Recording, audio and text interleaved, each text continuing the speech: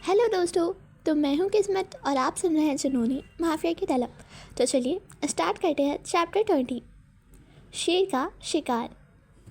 अब आगे रिशान आगे बढ़कर आरोही के कान में कुछ कहने लगा, पर आरोही की तो जैसे सुनने समझने की शक्ति ही खत्म हो चुकी थी, क्योंकि रिशान उसके नर्म से कानों पर अपनी गर्म सांसों का वार कर रहा था, जिससे आरोही सिहर उठी। उसने अपने हाथ रिशान के सीने पर रखे और उसे थोड़ा दूर करते हुए थोड़ी हिम्मत कर खुद को स्ट्रॉन्ग दिखाते हुए बोली, तो देखो, मुझसे दूर रहो, मेरे पास मत आना, वरना मैं आपको चोट पहुंचा दूंगी।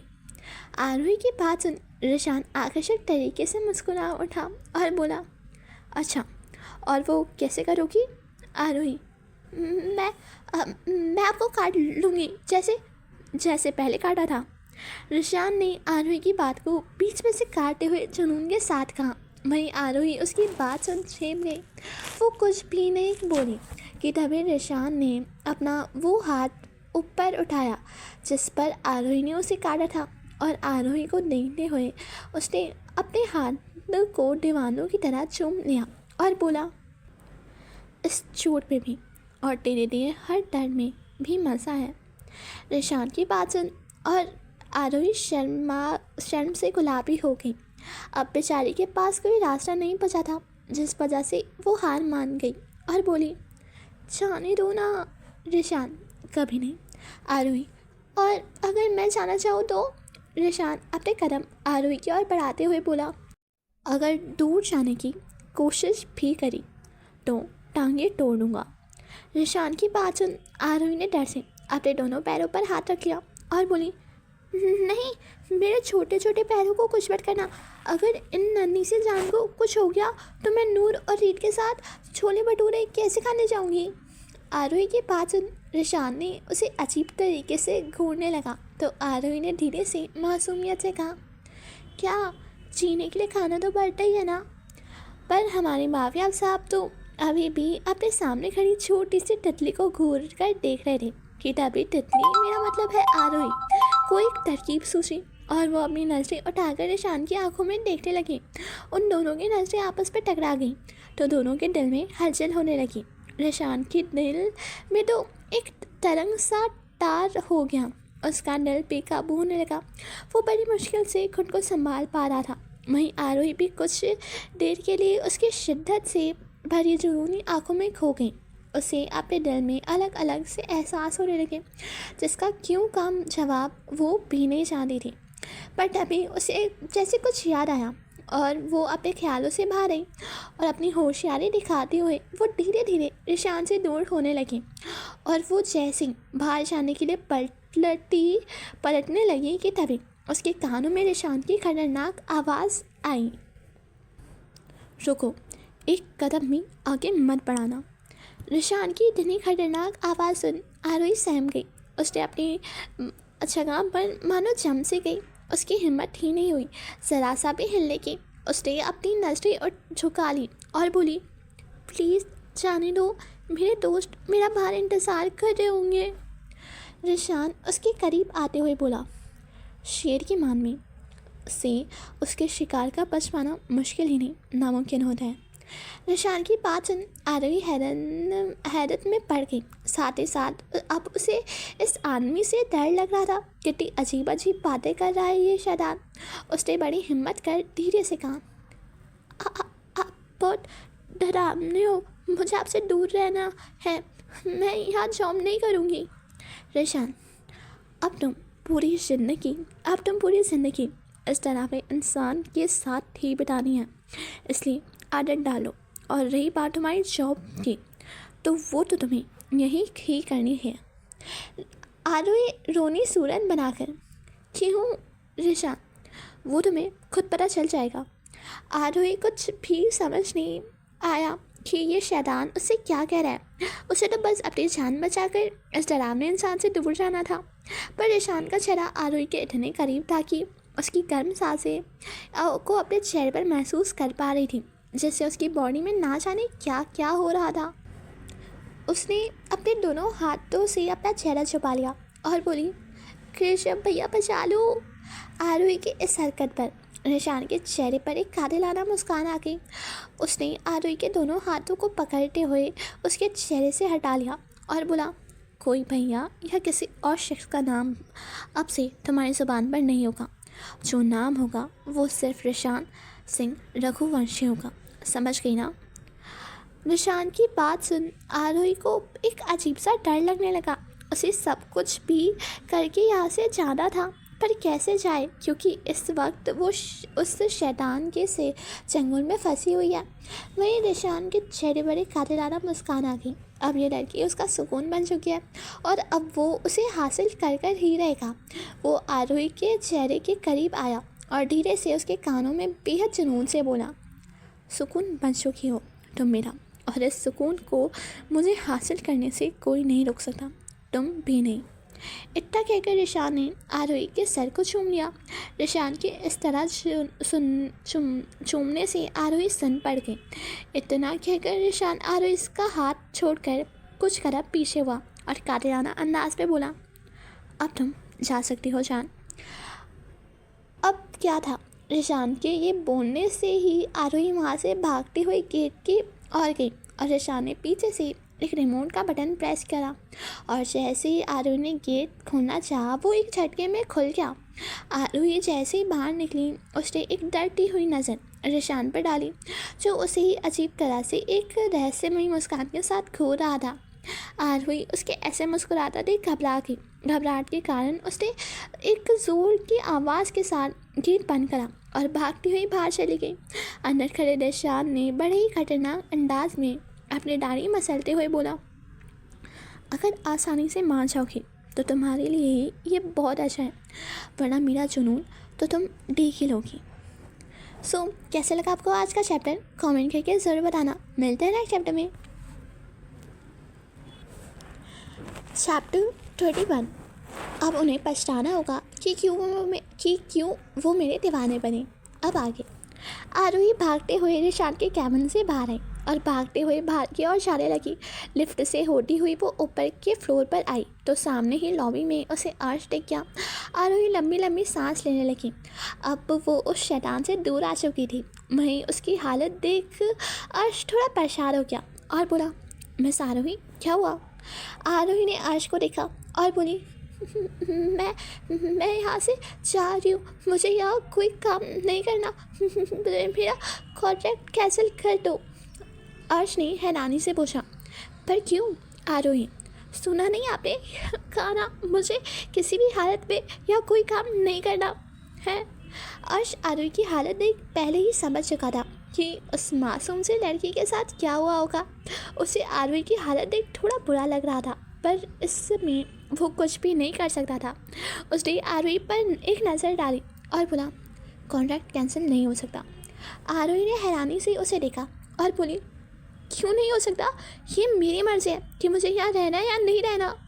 अर्श ने एक गहरी सांस ली और अपने हाथ में पकड़ी फाइल को ओपन कर उस पर एक फॉर्म निकाल कर आरोही के सामने किया और बोला, हाँ आप ये कॉन्ट्रैक्ट कैंसिल कर सकते हैं, पर अगर आपने ऐसा किया तो आपको पेनल्टी के तौर पर कंपनी को 1 करोड़ देने होंगे।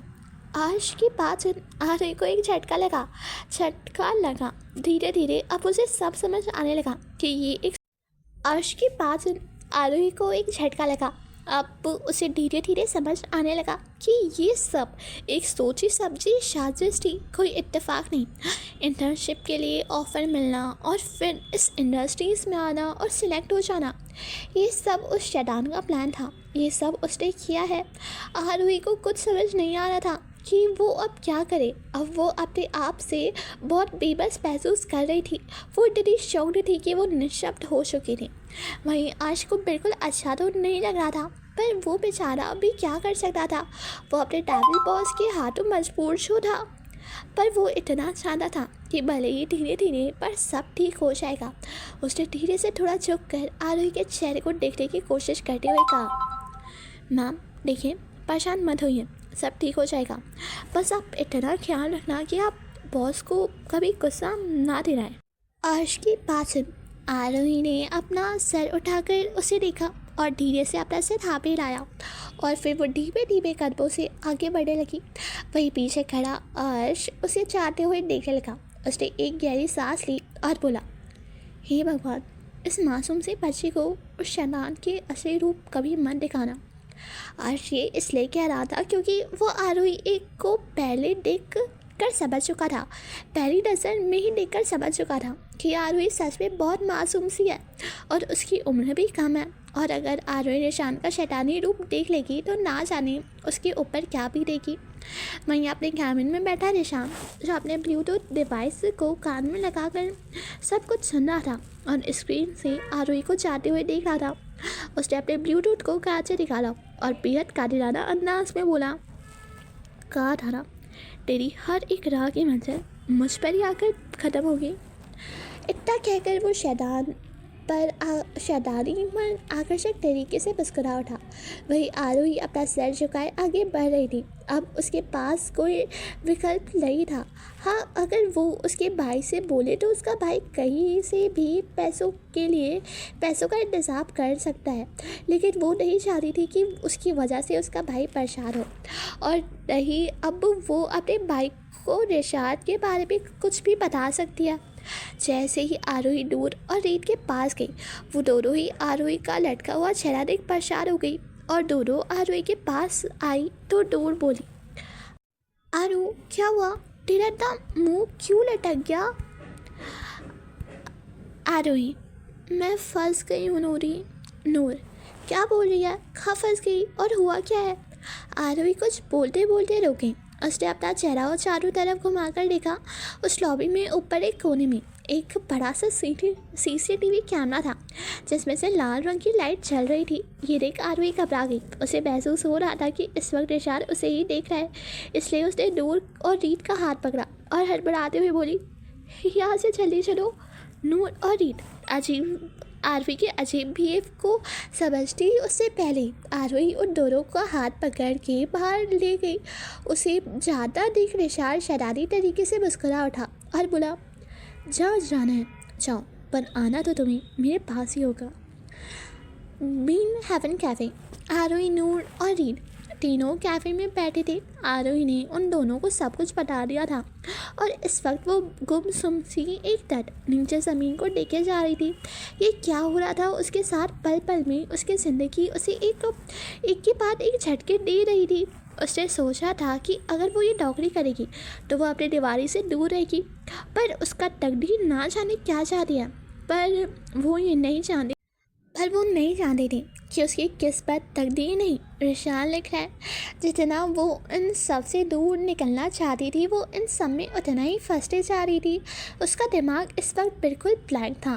तभी रीत ने कहा, आरू, कुछ तो बोलो। आरू धीमी आवाज़ में, क्या बोलूँ? हाँ, मेरे पास अब कुछ बोलने के लिए भाषा ही का है। अब ना तो मैं हाँ बोल सकती हूँ और ना ही इनकार तो बिल्कुल भी नहीं कर सकती। एक तरफ कुआं है तो दूसरी तरफ खाई है। रीत, तुम ना बोलना ही क्यों है? रीत की बात सुन आरोही और नूर दोनों उनसे सवालिया नजरों से देखने लगी तो रीत ने एक गहरी सांस ली और बोला शुरू किया, अच्छा, मुझे ये बताओ, जो मिस्टर रघुवंशी है उन्हें तू क्यों पसंद है? क्योंकि तू बहुत अच्छी है, बहुत भोली है और बहुत मासूम सी है। आरोही को रीत की बात का मतलब बिल्कुल समझ नहीं आया और वो चिल्ला कर बोली, क्या बोल रही हो तुम? जलेबी की तरह गोल गोल क्यों घुमा रही हो?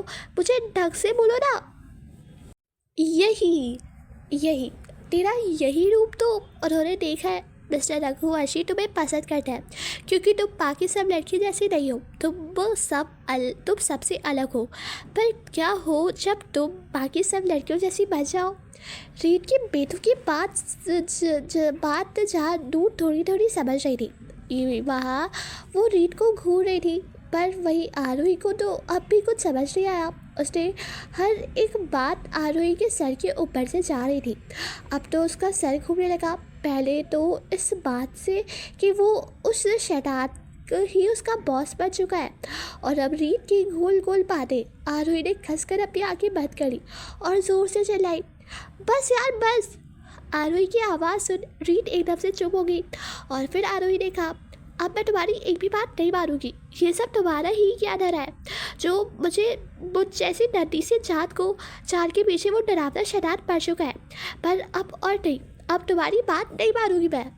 आरोही की बात सुन नूर ने धीरे से पूछा, तो आरोही तू क्या पेनल्टी के तौर पर 1 करोड़ दे देगी? आरोही ने नूर को घूरा और बोली, कृष्ण भैया मुझे मार डालेंगे अगर मैंने उनसे 1 करोड़ मांग लिए तो। और वैसे भी उन्हें परेशान नहीं करना चाहती, बल्कि अब मैं किसी और को परेशान करूँगी। रीत और नूर एक साथ बोले, किसे? आरोही, वही जो अब तक मुझे परेशान कर रहा है, जिसने मेरा जीना हराम कर दिया है, वो शैतान। ये सब उसका ही प्लान था ना। उन्होंने मुझे जितना परेशान करना था उतना कर दिया।